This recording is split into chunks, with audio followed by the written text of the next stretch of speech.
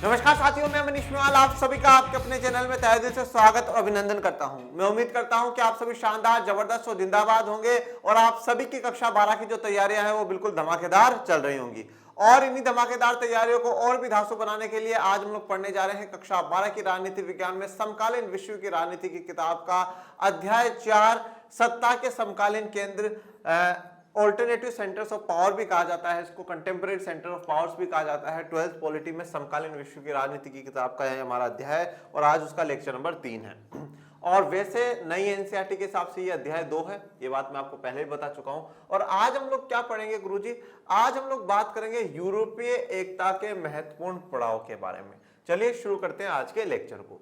यूरोपीय एकता के महत्वपूर्ण पड़ाव, इंटीग्रेशन ऑफ यूरोप, ठीक है, यूरोप का एकीकरण या यूरोप की जो एकता है, आज उसके बारे में पढ़ने जा रहे हैं। ये वाला जो टॉपिक जो आज हम लोग कवर करेंगे ये आपके बॉक्स में दिया हुआ है। मतलब एक प्रकार से जो यूरोपियन यूनियन बनी है वो किस प्रकार से बनी है, जो उसका पूरा सफर है, जो उसका पूरा घटनाक्रम है, वो आज के लेक्चर में जानेंगे। और इससे पहले हम लोगों ने क्या पढ़ा था? इससे पहले जब हमने लेक्चर 1 पढ़ा तो हमने परिचय देखा, इंट्रोडक्शन देखा कि जो सत्ता के समकालीन केंद्र है इनकी क्या आवश्यकता पड़ी है और क्यों हम इनके बारे में पढ़ रहे हैं। और उसके बाद हमने लेक्चर 2 में हमने बात करी थी पूरे यूरोपियन यूनियन की या यूरोपीय संघ की। हमने बात करी थी कि यूरोपियन यूनियन या यूरोपीय संघ किस प्रकार से एक इस प्रकार की ताकत बन चुका है जो कि अमेरिका को टक्कर देने के लिए खड़ा हुआ है। आज यूरोपीय संघ जो है वो आर्थिक रूप से, सैन्य रूप से, हर सभी प्रकार में आज यूरोपीय संघ एक मजबूत ताकत बनकर के हमें देखने को मिलता है। तो उसी यूरोपीय संघ का पूरा घटनाक्रम अपन लोग पढ़ेंगे। इसके अलावा मैं आज आपको यह भी बताऊंगा कि यूरोपियन यूनियन में जो टोटल 27 मेंबर हैं, 27 देश हैं, वो कौन कौन से हैं, ठीक है, कौन कौन से 27 देश हैं। इसके अलावा हमने पढ़ा था कि वहां पर एक करेंसी को अपनाया गया जिसका नाम था यूरो।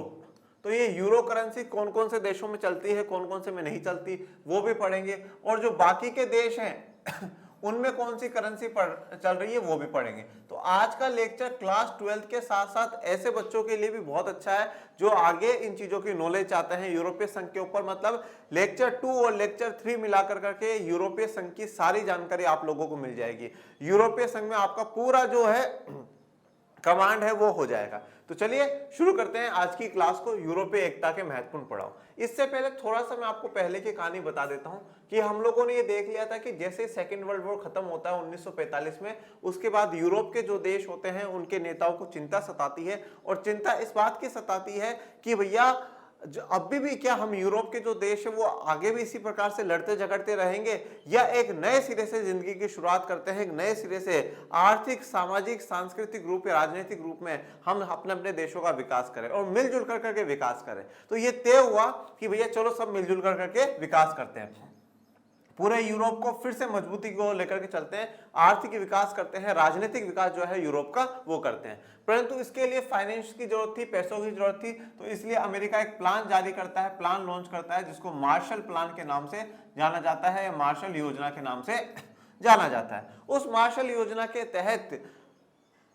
पश्चिमी यूरोप के जो देश है उनको आर्थिक सहायता अमेरिका प्रदान करता है कि साहब ये आप पैसा लीजिए और अपने देशों का विकास करिए। और फिर यही कारण था कि इन पश्चिमी देश अमेरिका के साथ जुड़े हुए रहते हैं शीत युद्ध के दौर में और नाटो के संगठन में भी जुड़ जाते हैं। तो अब जब मार्शल प्लान के तहत शुरुआत हो चुकी है तो अब उसके आगे का पूरा घटनाक्रम हम लोग जान लेते हैं। सबसे पहले बात करते हैं अप्रैल 1951 की, अप्रैल 1951 की। अप्रैल 1951 पश्चिम यूरोप के 6 देशों फ्रांस, पश्चिमी जर्मनी, इटली, बेल्जियम, नीदरलैंड और लग्जमबर्ग ने पेरिस संधि पर दस्तखत करते हुए यूरोपीय कोयला और इस्पात समुदाय का गठन किया है। देखिए, तो अब अप्रैल 1951 से शुरू करते हैं। अप्रैल 1951, अप्रैल 1951 में पश्चिमी यूरोप के 6 देश हैं, पश्चिमी यूरोप के। और पश्चिमी यूरोप ही क्यों? क्योंकि देखो उस समय क्या था कि भैया दुनिया 2 भागों में बढ़ चुकी है और मुख्यतः जो लड़ाई का मुख्य अखाड़ा है वो यूरोप है, इसलिए यूरोप 2 भागों में बढ़ चुका था, पश्चिमी यूरोप और पूर्वी यूरोप। तो पश्चिमी यूरोप के देश तो किसके साथ थे? यूएसए के साथ थे। और पूर्वी यूरोप के जो देश थे वो किसके साथ थे? यूएसएसआर या रशिया के साथ थे। तो इसलिए पश्चिमी जो देश है उनको सपोर्ट करने के लिए अमेरिका ने मार्शल प्लान लॉन्च करा था। तो इसलिए यहाँ पर पश्चिमी यूरोप के ही देश है। पश्चिमी यूरोप के 6 देश हैं, कौन कौन से हैं? फ्रांस है बच्चों, फ्रांस के बाद पश्चिमी जर्मनी है। जर्मनी भी अभी पूरा नहीं है, क्योंकि जर्मनी में हमने देखा था, जर्मनी की जो राजधानी है बर्लिन, बर्लिन में एक दीवार खींच दी गई थी, ठीक है, और उससे दो भागों में जर्मनी बट गया था, पश्चिमी जर्मनी है, पश्चिमी बर्लिन और पूर्वी बर्लिन। तो पश्चिमी बर्लिन किसके साथ था? अमेरिका वालों के साथ था। पश्चिमी जर्मनी किसके साथ था? अमेरिका वालों के साथ था। और पूर्वी बर्लिन, पूर्वी जर्मनी किसके साथ था? सोवियत संघ के साथ था। और यह दीवार कब खींची गई थी? ये दीवार 1961 में खींची गई थी। ये दीवार कब तोड़ी गई? ये 1989 में तोड़ी गई। कितने सालों के लिए ये दीवार खड़ी रही? 28 ईयर्स, 28 वर्षों तक ये दीवार खड़ी रही थी, ठीक है।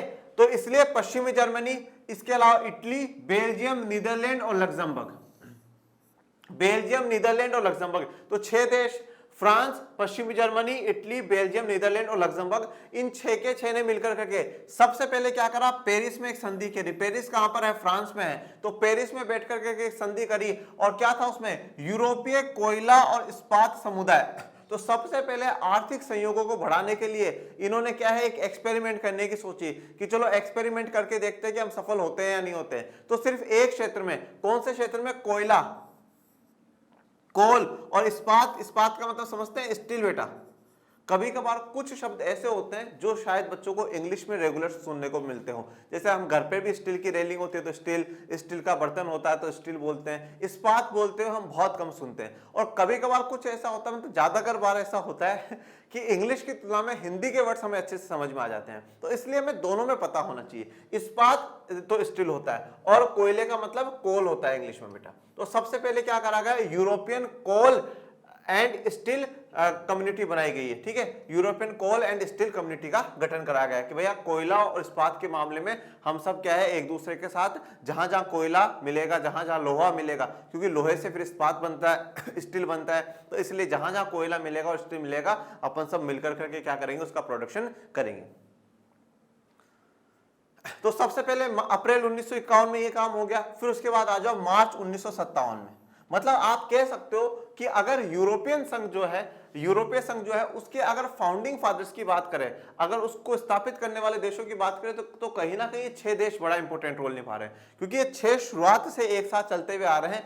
मार्शल प्लान से मदद मिलना इन्हीं को शुरू हुई है, इन्होंने ही सोच समझ करके आगे पूरी विचारधारा बनाई है। तो कहीं ना कहीं इनको हम फाउंडिंग फादर्स मान सकते हैं। अब मार्च 1957 में इन्हीं 6 देशों ने, कौन कौन से 6 देश है? नाम याद रखिएगा बच्चों।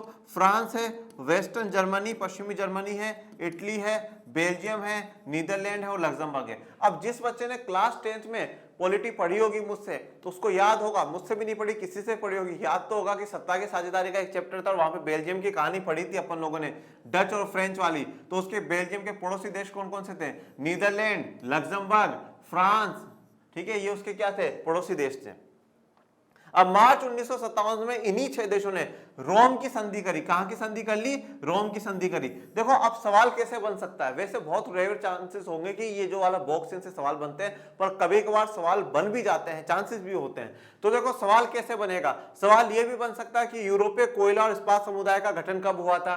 तो आपको याद होना चाहिए अप्रैल 1951 में। कौन कौन से देश शामिल थे ये? अब ये चीज आप पॉकेट डायरी में लिख सकते हैं, छोटी छोटी बातें जो है। फिर उसके बाद लिख सकते हैं कि रोम की संधि कब हुई थी? तो मार्च 1957 में। पेरिस की संधि कब हुई थी? अप्रैल 1951 में।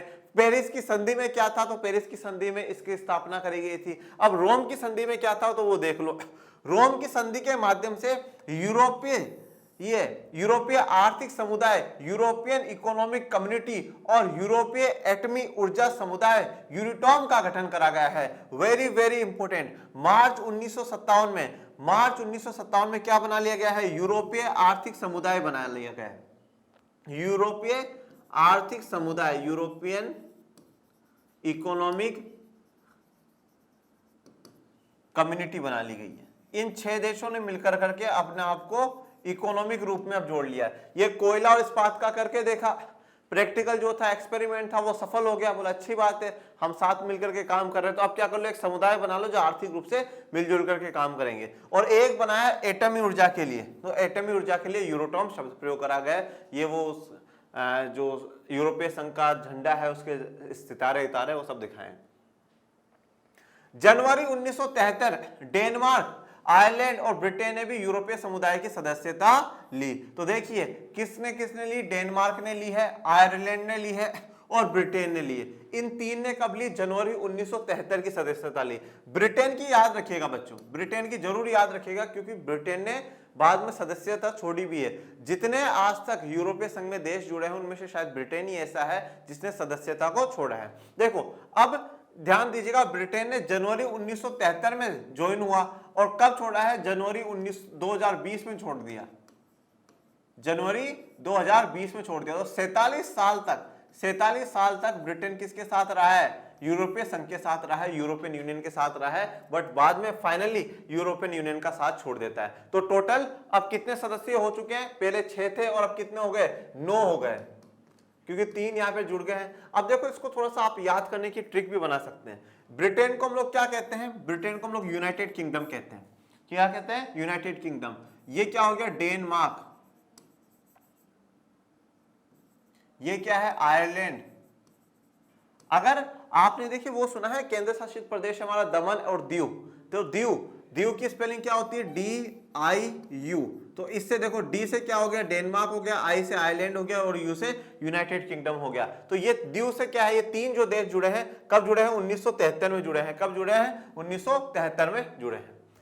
ठीक है, तो जनवरी 1973 में ये 3 देश ऐड होते हैं, डेनमार्क, आयरलैंड और ब्रिटेन। फिर जून 1979 में यूरोपीय संसद के लिए पहला प्रत्यक्ष चुनाव। देखिए यूरोपीय संसद बन चुकी है, ठीक है, यूरोपीय संघ के लिए संसद बनाई गई है, पार्लियामेंट बनाई गई है। और उससे पहले जो पार्लियामेंट थी उनमें क्या था कि जनरली क्या होता था, जैसे मान लो कि आज ब्रिटेन है, तो ब्रिटेन की जो वहां की संसद है वहां में से किसी सदस्य को यूरोपीय संघ की संसद में भेज दिया जाता था। स्पेशली वहां के लिए चुनाव नहीं होते थे। पर 1979 में आकर करके पहली बार प्रत्यक्ष चुनाव हो रहे हैं। आज यूरोपीय संघ की अगर आप बात करेंगे, यूरोपियन यूनियन की बात करेंगे, तो लगभग यूरोपियन संसद की पार्लियामेंट, जो वहां की पार्लियामेंट है, उसमें 705 मेंबर वहां के सदस्य हैं। कितने सदस्य? 705। और ये 705 कहां से चुन करके आते हैं? ये जो 27 देश है, 27 कंट्रीज हैं, इनसे चुन करके वो आते हैं। तो यहाँ की जो जनता है, यूरोपीय जो देशों की, यूरोपीय संघ से जुड़े हुए देशों की जो जनता है, वो अपनी संसद के लिए भी नेताओं को चुनती है और उसके अलावा यूरोपीय संघ के लिए भी नेताओं को चुनती है कि हमारे देश से यूरोपीय संघ में कौन प्रतिनिधित्व हमारा करेगा, कौन हमारी तरफ से वहां पर जाएगा। तो यूरोपीय संघ के लिए पहला प्रत्यक्ष चुनाव कब हुआ? जून 1979 में हुआ। Very very very important. ये देखिए कितनी बड़ी बात है कि मतलब अलग अलग देशों के लिए एक साथ पार्लियामेंट बना लेना, ठीक है, ये बहुत बड़ा फैक्टर है। मतलब आप कह सकते हैं कि अगर यूरोपियन यूनियन के लिए एक बड़ी चुनौती अगर आप देखें और एक बड़ा चैलेंज अगर आप देखें, तो सिर्फ और सिर्फ आप ये मान सकते हैं कि इन लोगों की थोड़ी सी विदेशी नीति और सुरक्षा नीति अलग अलग है। बाकी ऑलमोस्ट हर जगह ये है। संविधान इनका बनना फेल हो गया, कोई बात नहीं, पर फिर भी कुछ ना कुछ कानूनों पर तो ये काम कर ही रहे ना। भाई संविधान क्या है? एक कानून की किताब है जिसमें आप उन सभी का पालन करोगे, तो कुछ ना कुछ तो इनके भी खुद के कानून है, कुछ संधियां है, उनके अनुसार काम कर ही रहे, तो वो भी एक प्रकार से एक संविधान है। पर हाँ, वो पूरे सभी देशों पे एक जैसा लागू करने के लिए संविधान बनाना चाहते थे, वो नहीं बन पाए, वो भी चुनौती है। परंतु उसके अलावा देखिए कि कितना गजब का सिस्टम बना रखा है कि भाई सब एक पार्लियामेंट है। और 2012 में आकर के इनको शांति पुरस्कार भी दिया जाएगा, नोबेल पीस प्राइज अवार्ड भी दिया जाएगा। क्यों दिया जाएगा? बोले गजब तरीके से आप लोकतांत्रिक तरीके से, डेमोक्रेटिक तरीके से आप काम कर रहे हैं। सोचिए कि यहां पर भी अगर यूरोपीय संसद में भी लोगों को बिठाया जा रहा है, तो वो भी बोला अपने देश के लोग हैं जो आपको चुनेंगे, तभी आप यहां पर आकर करके बैठोगे। तो जून 1979 में पहला प्रत्यक्ष डायरेक्ट चुनाव हुआ है। प्रत्यक्ष का मतलब क्या है? डायरेक्ट, जनता के द्वारा मतदान हुआ है। ये आपको जो तस्वीर दिखाई गई है पार्लियामेंट के हिसाब से, और ये यूरोपीय संघ का एजेंडा है।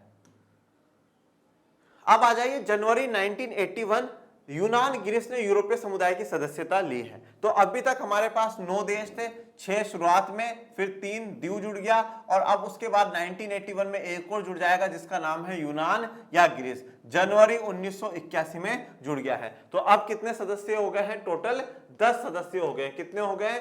10 सदस्य हो गए। जनवरी 1981 में यूनान ग्रीस ने भी यूरोपीय समुदाय की सदस्यता ले ली है। ये देखिए आप लोग पूरे मतलब जितने मेंबर्स हैं उन सबकी तस्वीर है यहां पर आपको दर्शाई गई।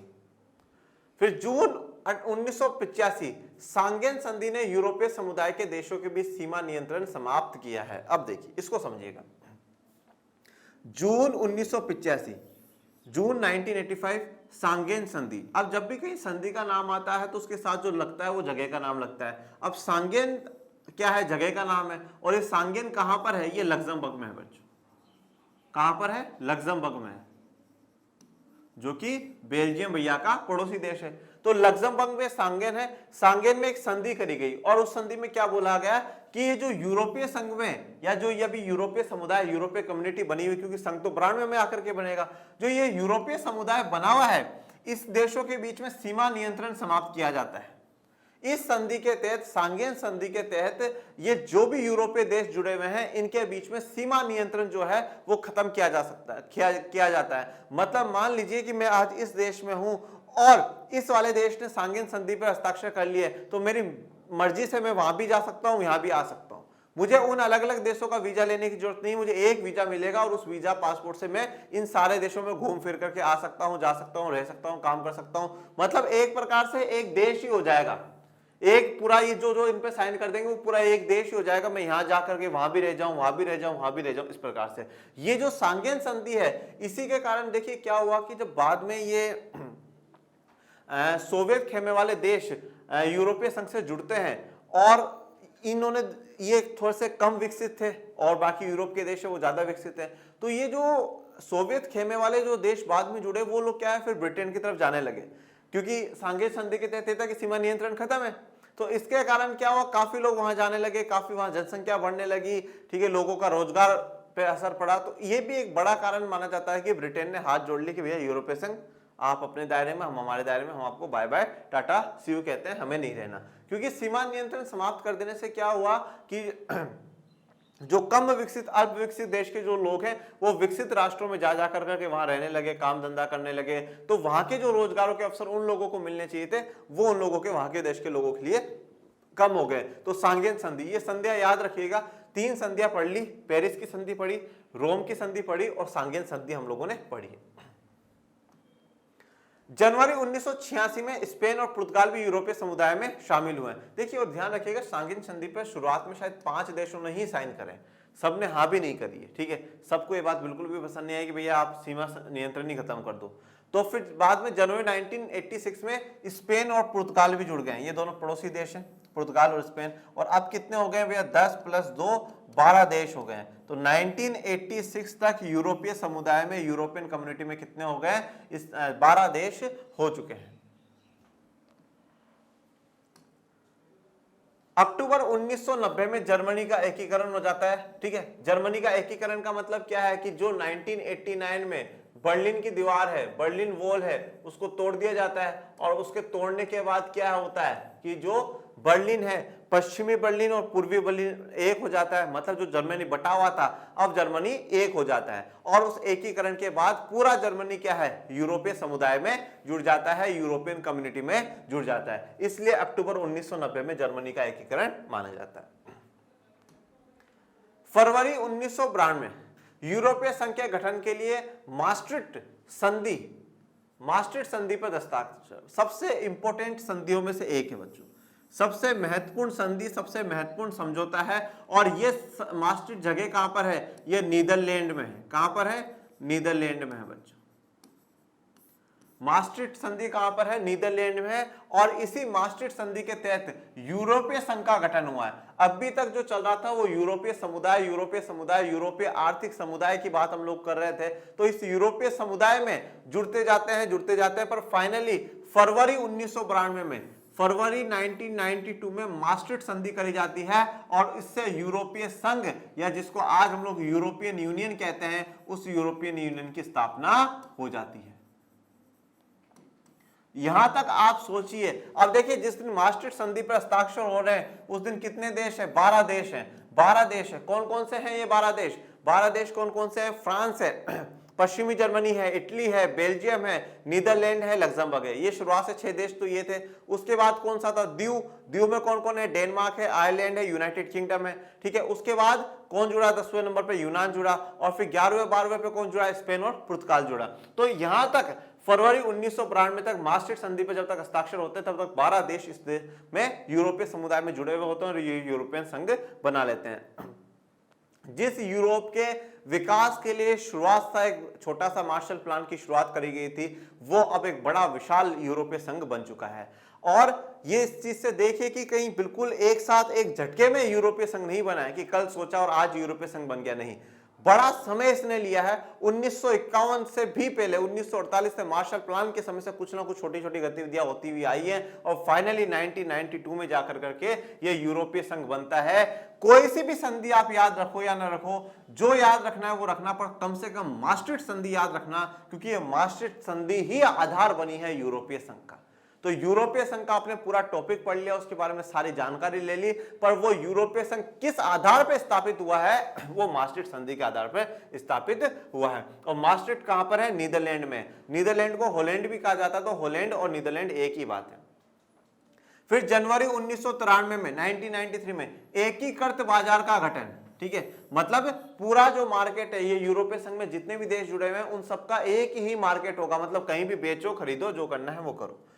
जनवरी 2002 में आ जाइए। चलो तो भैया अब यहां से हम 21वीं शताब्दी में आ चुके हैं, ठीक है, welcome to the 21st century, ठीक है। तो हम 21वीं शताब्दी में अब एंटर हो चुके हैं। ये सारी जो बात थी वो 20वीं शताब्दी की थी, ठीक है, अब हम 21वीं शताब्दी में आ चुके हैं। जनवरी 2002 में नई मुद्रा यूरो को 12 सदस्य देशों ने अपनाया था। तो अब जनवरी 2002 में क्या है, एक करेंसी चलाने की कोशिश करी गई कि भैया हम सभी एक करेंसी चलाए, और वो करेंसी यूरोपियन देशों की जो करेंसी होगी वो यूरो होगी। यूरोपियन देशों की जो करेंसी होगी वो यूरो होगी, यूरोपियन देशों की जो करेंसी होगी वो यूरो होगी। पर इसमें भी ज्यादा देशों ने इसको सही नहीं माना और 12 सदस्य देशों ने माना कि हाँ भैया अपन को इसमें रहना चाहिए। देखिए अब मैं आपको बता देता हूं आज के मौजूदा दौर में, ठीक है, आज के मौजूदा दौर की अपन लोग बात कर लेते हैं कि आज के मौजूदा दौर में कौन कौन से ऐसे देश है जहां पर यूरो चलता है और जो यूरोपीय संघ से जुड़े हुए हैं। तो देखो ऑस्ट्रिया, ठीक है, ऑस्ट्रिया और ऑस्ट्रेलिया दोनों अलग अलग है। ऑस्ट्रिया, ठीक है, तो ऑस्ट्रिया में क्या चलती है, यूरो चलती है। बेल्जियम तो भैया मुख्य जगह है, क्योंकि बेल्जियम की तो जो कैपिटल है ब्रुसेल्स, वहां पर तो हेडक्वार्टर है ही, वहां पर तो यूरोपियन यूनियन का हेडक्वार्टर है। साइप्रस, साइप्रस के बारे में भी अभी अपन देखेंगे।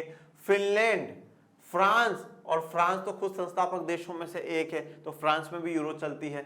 जर्मनी, यूनान, Ireland, Italy, Luxembourg, Malta, Netherland, पुर्तगाल, स्लोवेनिया, स्लोवाकिया और स्पेन, ये शामिल है, ठीक है। तो कितने देश है आज के मौजूदा दौर में? 1 2 3 4 5 6 7 8 9 10 11 12 13 14 15 16, टोटल 16 कंट्रीज आज के मौजूदा दौर में यूरोपीय संघ में ऐसी है जहां पे यूरो करेंसी चल रही है। ये एक बहुत बड़ी जीत है यूरोपीय संघ के लिए कि मतलब 27 देशों में से 16 देशों ने, ठीक है, 27 का अगर आप 50% में निकालते हैं तो 14 आता है। 14 में 50% से ज्यादा देशों ने एक करेंसी को चला रखा है, यूरो को चला रखा है। आप इससे सोचिए कि कितनी विशाल बड़ी ताकत यूरोपीय संघ है, ठीक है ना। नहीं, आज एक परिवार को किसी एक काम के लिए मनाना मुश्किल हो जाता है। वो अलग अलग विविधता और विभिन्नता वाले देशों को, वहां पर अलग अलग विचारों को रहने वाले लोगों को एक प्रकार की करेंसी, एक प्रकार के संसद में ढालने की कोशिश कर रहे हैं, तो ये बड़ी ही बात है। तो ये 16 देश ऐसे हैं जहां पे क्या चलती है, यूरो करेंसी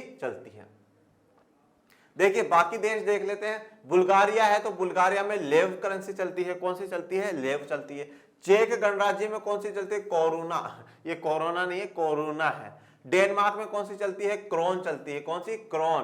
क्रोएशिया में कूना, हंगरी में फोरिंट, पोलैंड में जुलोटी और स्वीडन में क्रोना, ठीक है। ये क्रोना, कूना, क्रोन और कोरोना, ये सारे अलग अलग हैं, ठीक है ना। अगर ये चीज आप याद करना चाहे तो बहुत अच्छी बात है, आपका जनरल नॉलेज बढ़ाएगी, ठीक है, कि भैया जो यूरोपीय संघ के जो देश हैं उन देशों में ये 16 देशों में ये करेंसी यूरो चलती है, बाकियों में ये करेंसी चलती है। जब तक यूनाइटेड किंगडम रहा, ब्रिटेन इसका भाग रहा, तब तक उसने भी नहीं चलाई। उसने भी अपनी जो पाउंड है उसी पाउंड को चलाता रहा, वो भी कभी यूरोप में शामिल नहीं हुआ, यूरो को नहीं मानता था। तो 16 देश कौन कौन से हैं? Austria, Belgium, Cyprus, Finland, France, Germany, यूनान, Ireland, Italy, Luxembourg, Malta, Netherland, पुर्तगाल, स्लोवेनिया, स्लोवाकिया, स्पेन, ये शामिल है। और बाकी जो ये हैं लेव, बुल्गारिया, चेक गणराज्य, डेनमार्क, क्रोएशिया, हंगरी, पोलैंड और स्वीडन, ये सब हैं।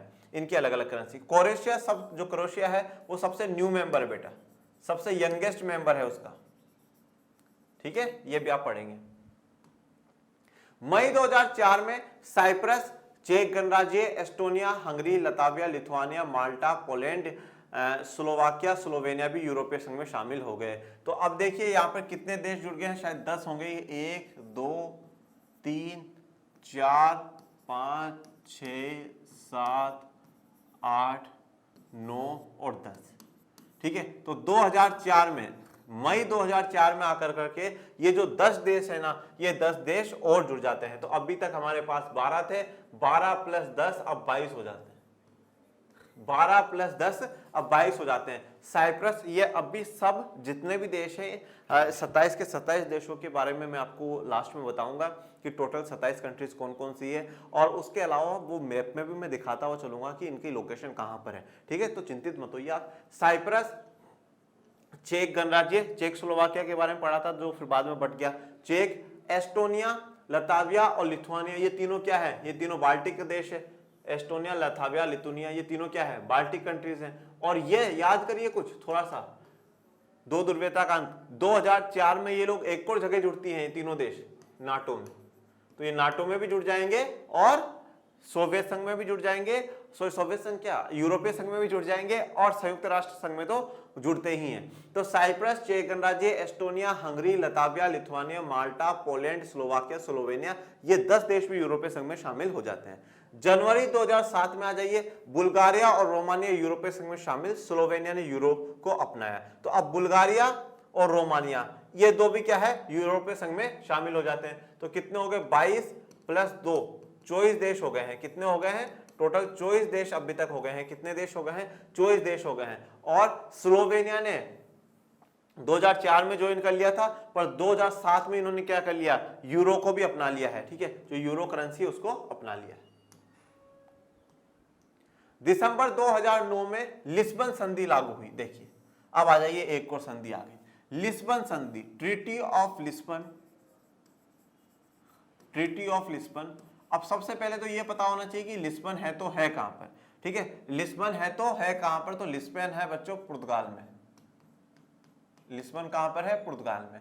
अब ये लिस्बन की संधि क्या कहती है, लिस्बन की संधि थोड़ा सा यूरोपीय संघ को और भी लोकतांत्रिक बनाने का प्रयास करती है, और इसमें यह बताती है कि जो यूरोपीय संघ के साथ जो देश जुड़े हुए हैं, जो देश यूरोपीय संघ के साथ जुड़े हुए हैं, वो यूरोपीय संघ को किस प्रकार से छोड़ सकते हैं, किस प्रोसीजर से छोड़ सकते हैं। तो जो छोड़ने का प्रोसीजर है वो लिस्बन की संधि में बताया गया।